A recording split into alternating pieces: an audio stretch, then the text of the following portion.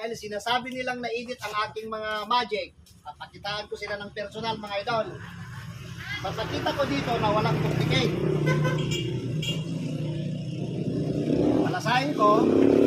Papakita ko sa kanila, anong number ito? 9 na diamond.